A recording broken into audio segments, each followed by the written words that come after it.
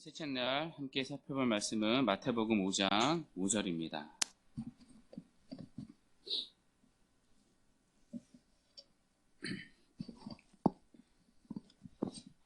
마태복음 5장 5절 말씀.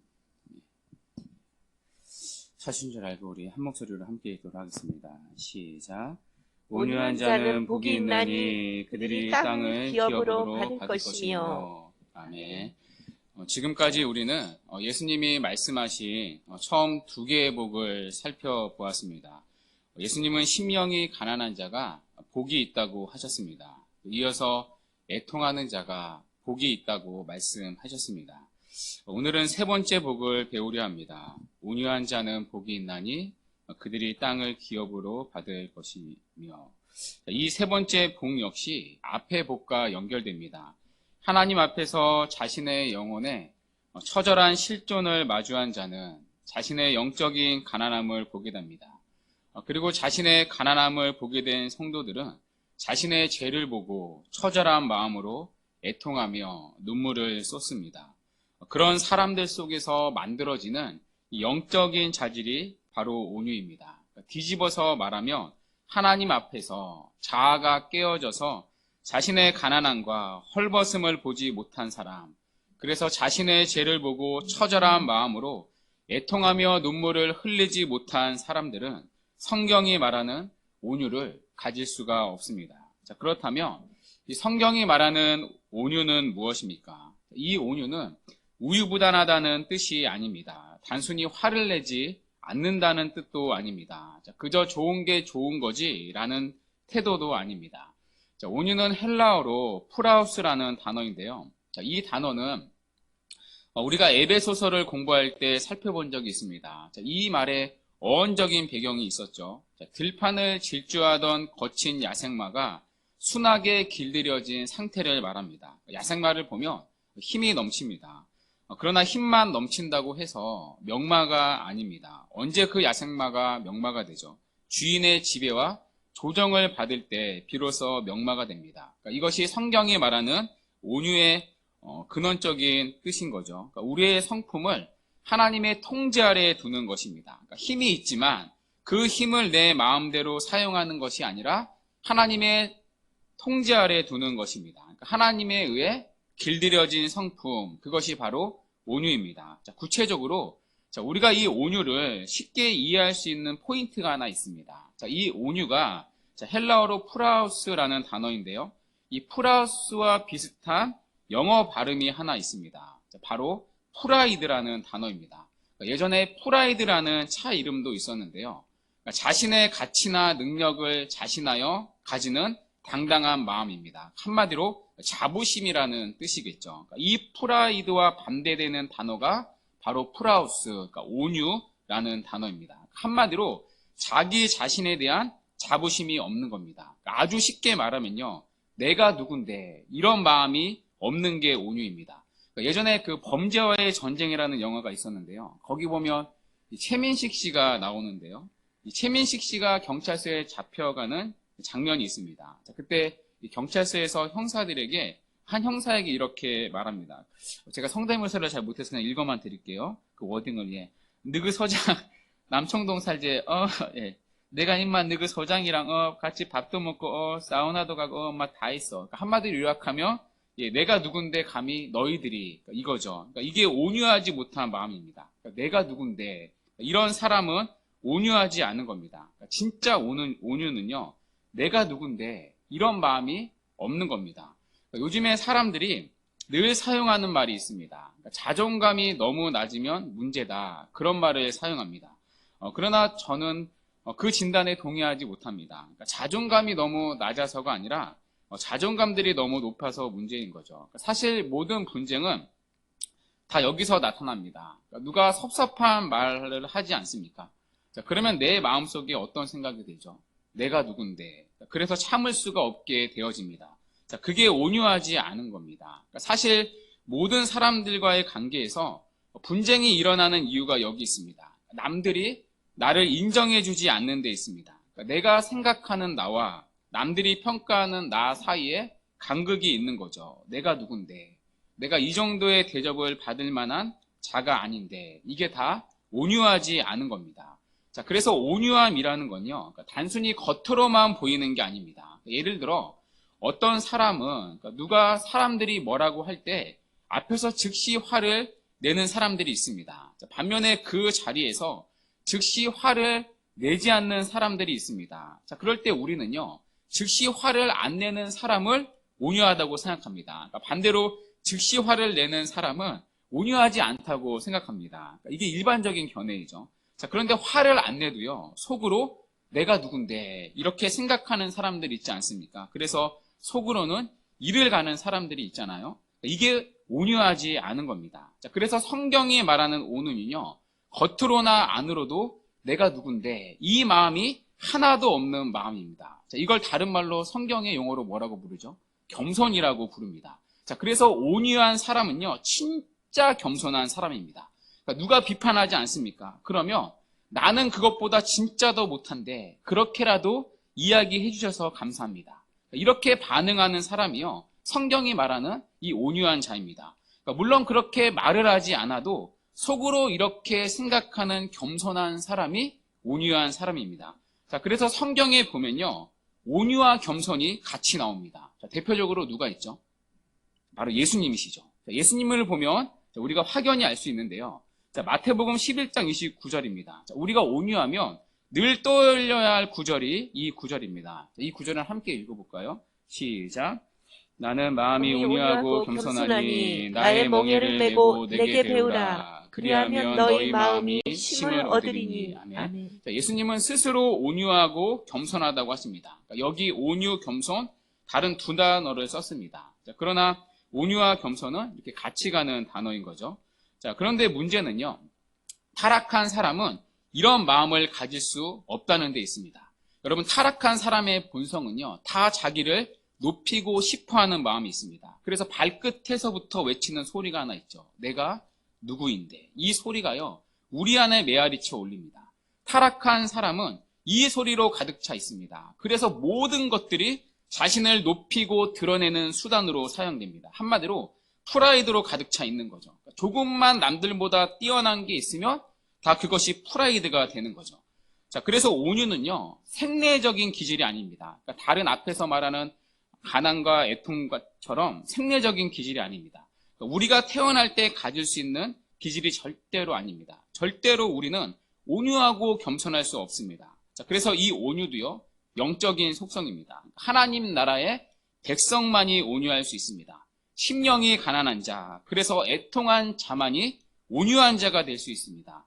온유는 자신의 영적인 가난함과 죄됨을 인하여 깊이 절망하고 애통한 마음을 흘려본 사람들 속에서만 만들어지는 영적인 자질입니다.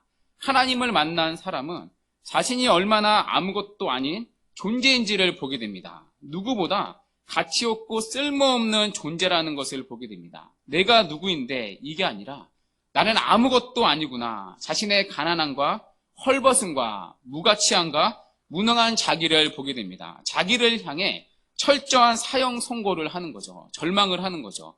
하나님 앞에 서서 보니 내가 생각하는 나보다 훨씬 더 무능하고 가치 없고 쓸모없는 자신을 만납니다. 그래서 하나님 앞에서 애통해 하는 것밖에 할 것이 없습니다. 그러니 내가 누구인데 하지를 못하는 거죠. 내가 누구인데가 아니라 알면 알수록 맞습니다. 나는 아무것도 아닙니다. 겸손하게 되는 거죠. 자, 그 예로 D.L. 무디라는 목사님이 계셨습니다. 이분은 19세기에 미국의 유명한 부흥사였는데요. 그분에 관하여 전해지는 유명한 일화가 하나 있습니다. 그분이 보스턴에서 집회를 할 때였는데요. 그러니까 다른 지역들과 같이 그분의 집회는 보스턴 지역의 큰 뉴스였습니다. 자, 그런데 집회 전날 무디와 함께 일하는 사람이 흥분하면서 지역 신문을 하나 가지고 들어왔습니다. 거기에는요, 무디에 대한 거짓 기사와 비난이 적혀 있었습니다. 그것을 본 무디가요, 이렇게 얘기했다고 합니다. 다행입니다. 이 기자가 정말로 나를 알았다면 얼마나 더 험하게 나를 비난했을까요? 여러분, 이게 온유입니다. 그러니까 내가 누구인데 이런 마음이 전혀 없는 거죠. 왜 그럴까요? 하나님과 사람 앞에서 수없이 자기를 봐왔기 때문입니다. 정말 내가 누구인지 영적으로 나는 알거든요. 드러나지 않았을 뿐이지 얼마나 내가 별 볼 일 없는 사람인지를 알거든요. 자, 그러니까 내가 누군데 이게 바로 나오지 않는 겁니다. 오히려 변론하지 않고 겸손하고 부드러운 태도로 반응을 하는 거죠. 그리고 나를 비판하는 사람들마저도 따뜻하게 다 받아내어 주는 것입니다. 자, 그래서 이 세상 안에서 온유함이 나타나는 방식이 있습니다. 다른 사람이 힘을 부릴 때요, 그 힘에 희생당해야 이 온유함이 나타납니다. 저쪽에서는 막 힘이 나타납니다. 힘을 쓰려고 하는 거죠. 자, 그러면 이쪽에서도 힘을 사용하려고 합니다. 예를 들어 누군가 나를 싫어해서 은근히 나를 괴롭힙니다. 그러면 나는 그 사람을 대로 보복하라고 합니다. 자, 그런데 온유는요, 한쪽에서 힘을 가지고 하는데 그 힘을 다 받아들이는 겁니다. 스펀지처럼 다 그 힘을 흡수합니다. 거기에 대해 저항하지 않습니다. 자, 그러면 희생을 당하겠죠. 그래서 심한 경우에는요, 이 땅에서 없어질 수 있습니다. 자, 실제로 가장 온유하고 겸손하신 예수님을 보십시오. 수많은 사람들이요, 예수님께 힘을 사용했습니다. 예수님을 죽이려고 했습니다. 자, 그때 예수님은 그들의 마음의 도모와 생각의 악함을 알면서도 그 힘을 그대로 흡수하셔서 죽으셨습니다. 결국 그분은 이 땅에서 없어지셨습니다. 자, 그래서 온유는요, 사실 이 세상을 살아가는 이 땅의 질서가 아닙니다. 여러분, 이 세상을 살아가기 위해서는 어떻게 해야 되죠? 대받아 쳐야 되죠. 아니면 더 강하게 돌려줘야 되죠. 더 공격적이어야 하고요. 더 자신감이 넘쳐야 되고요. 더 독해져야 되고요. 더 계산적이 되어야 합니다. 자, 오히려 온유하면요, 세상은 이런 온유한 자를 이용하고 등쳐먹기 바쁩니다. 세상은 참 악한 게요, 호구라고 하죠. 이런 사람들 존중해주지 않습니다. 이런 온유한 자를 조롱하고 무시하고 아무렇게나 대합니다. 또 뒤에서 은근히 조종하기도 하고요. 결국에 손에 남은 것이 없게 만듭니다. 자, 그래서 세상에서 온유하면 안 될 것만 같습니다. 세상에서 잘 되려면요, 이 온유함만은 버려야 될 것처럼 보입니다. 주일에 교회에서 온유한 건 괜찮아도요, 월요일부터는 온유하면 안 될 것 같습니다. 그러나 예수님은 이 온유한 자가 복이 있다고 하십니다. 왜냐하면 온유한 자는 땅을 기업으로 받을 것이기 때문입니다. 온유하게 살아갈 때 우리는 이 땅에서 많은 것을 잃어버릴 수도 있습니다. 심지어 이 땅에서 우리는 없어질 수도 있습니다. 자, 그러나 놀라운 방식으로 하나님은 하나님의 백성들에게 이 땅을 기업으로 주신다는 것입니다. 자, 궁극적으로는 하나님의 나라가 완성될 때입니다. 자, 주님이 재림하시는 날에는 이 하나님의 나라가 완성됩니다. 자, 그때는요, 지금 우리가 살고 있는 온 세상이 새 하늘과 새 땅으로 변합니다. 자, 그 모습을 요한계시록 21장부터 22장이 설명하고 있는데요. 자, 그 중에 계시록 21장 5절은 이렇게 말합니다. 보좌에 앉으신 이가 이르시되 보라 내가 만물을 새롭게 하노라 하시고 또 이르시되 이 말은 신실하고 참되고 기록하라 하시니. 자, 그 날에는 만물을 새롭게 하신다고 하십니다. 그러니까 우주를 새롭게 하신다는 뜻이겠죠. 그러니까 우리가 살고 있는 이 우주 전체가 새롭게 리모델링 돼서 새 하늘과 새 땅으로 변합니다. 자, 그런데 여기에 흥미로운 표현이 있습니다. 이 완성될 하나님의 나라, 새 하늘과 새 땅에 들어갈 수 없는 사람들이 나옵니다. 자, 계시록 22장 15절은 이들을 이렇게 말합니다. 개들과 점술가들과 음행하는 자들과 살인자들과 우상 숭배자들과 및 거짓말을 좋아하며 지어내는 자는 다 성 밖에 있으리라. 자, 여기 개들은요, 진짜 개, 멍멍 부르짖는 도구가 아닙니다. 사람을 표현하는 단어입니다. 하나님의 백성들이 아닌 사람들을 개라고 표현하는 것입니다. 하나님의 백성들이 아닌 점술가들, 또 음행한 자들, 살인자들, 우상 숭배자들, 거짓말을 좋아하며 지어내는 자들, 이런 자들이 전부 성 밖에 있게 된다는 것입니다. 이들은 영원한 형벌을 받습니다. 자, 그러면 새 하늘과 새 땅은 누구만 들어갈 수 있습니까? 누가 그 땅을 차지할 수 있습니까? 자, 21장 27절은 이렇게 말씀하는데요. 우리 함께 읽도록 하겠습니다. 시작. 무엇이든지 속된 것이나 가증한 일 또는 거짓말하는 자는 결코 그리로 들어가지 못하되 오직 어린 양의 생명책에 기록된 자들만 들어가리라. 아멘. 오직 어린 양의 생명책에 기록된 자들, 그러니까 쉽게 말해 하나님께 택함받아 이 땅에서 하나님의 백성으로 살아가는 자들, 그들만이 새 땅을 차지할 수 있다는 것입니다. 그 백성들의 심령이 어떠한가? 바로 온유한 심령이라는 것입니다. 자, 그래서 성경은 이렇게 말합니다. 온유한 자는 복이 있나니 그들이 땅을 기업으로 받을 것이며, 온유한 자들은 이 땅에서 잃어버림 당하는 것 같습니다. 자, 그러나 결국에 이 땅을 차지하는 승자는 온유한 자들이라는 것입니다. 그들은 천국의 모든 것을 갖게 될 것입니다. 그래서 성도는 손에 뭔가를 쥐고 있지 않아도 모든 것을 소유할 자입니다. 뿐만 아니라 이 땅에서도 마찬가지입니다. 손에 쥔 것이 하나 없고 내 몸 하나 늘 집 하나 없을지라도 여러분, 그것이 성도의 전부가 아닙니다. 고린도후서 6장 10절에서 바울은 이렇게 말씀합니다. 가난한 자 같으나 많은 사람을 부유하게 하고 아무것도 없는 자 같으나 모든 것을 가진 자로다. 성도는 손에 뭔가를 쥐고 있지 않아도 많은 것을 소유한 어떤 사람보다도 다른 사람들을 부유하게 하고 모든 것을 가진 자처럼 살아가게 됩니다. 이 땅에서 성도는 하나님을 소유한 자이고, 그래서 이 땅에서 그분의 다스림을 받으며 살아가기 때문입니다. 그리고 장차 성도는 하나님이 주시는 모든 것을 소유할 자들입니다. 그래서 성도는 이 땅을 온유하게 살아가는 자입니다. 특별히 여러분, 우리 교회가 온유한 자로 가득 차 있다고 생각해 보십시오.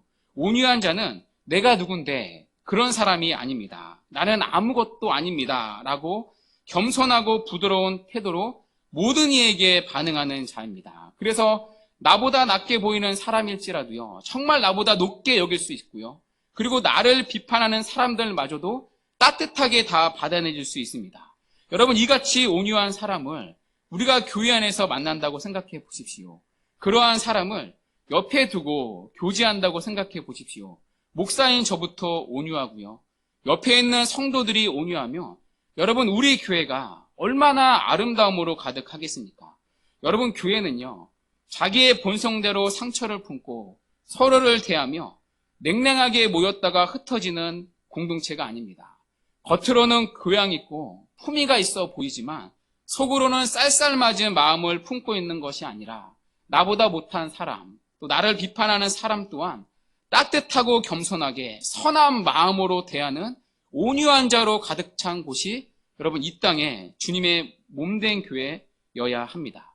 우리가 서로 이런 온유한 복을 누릴 수만 있다며 여러분, 우리 교회가 얼마나 아름다운 공동체가 될 수 있겠습니까? 주 안에 사랑하는 여러분, 이 온유한 복이 우리에게 있기를 바랍니다. 그러기에 먼저 하나님 앞에서 자신의 가난함을 보며 애통하며 눈물을 흘리는 것이 무엇인지를 아는 이 영적인 사람들이 우리 가운데 나와야 합니다. 그렇게 해야 하늘이 열리고 이 영적인 자질, 온유한 성품을 지닐 수 있게 됩니다. 바라기는 이 참되고 복된 하나님 나라 백성의 복, 올 한 해 우리 모두에게 충만히 임하기를 바랍니다. 그래서 온유한 자의 성품이 우리 안에 가득하여 하나님의 나라를 누리는 복된 은혜가 우리 모두에게 있기를 주님의 이름으로 간절히 축원합니다.